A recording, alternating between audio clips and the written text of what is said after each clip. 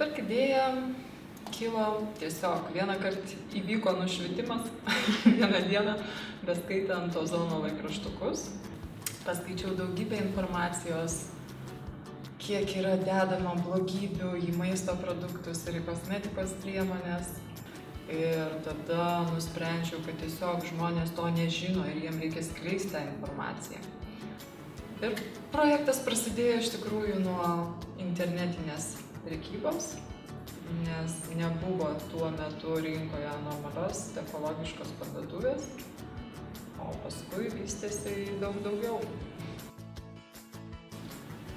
Amrita gimė iš dviejų priežasčių. Viena priežastis padaryti pigiau, tai kadangi tu pats fasuoji ir perki dideliais kiekiais, gaunasi produktai pigesni.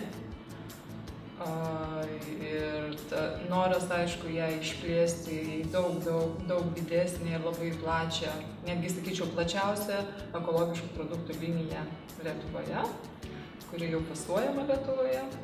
O pati Amrita tai yra žodis kilęs iš sanskrito kalbos, ką reiškia gyvybės eliksyras, nemirtingumo gėrimas. Todėl po šiuo ženklu eina tik tai ekologiški arba natūralūs iš labai gerų ingredientų produktai.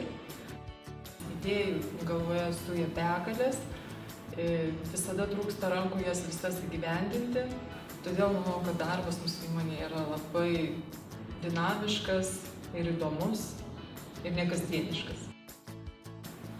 Ekopirk vizija yra tapti vienu didžiausių ekoproduktų pardavėjų Lietuvoje, nors mes neapsiribojame tik Lietuva, taip pat yra jau pradiniai žingsneliai, bet norime vis daugiau plėstis ir į kitas rinkas. Amrita tai yra mūsų pagrindiniai produktai, kuriuos mes koncentruojamės.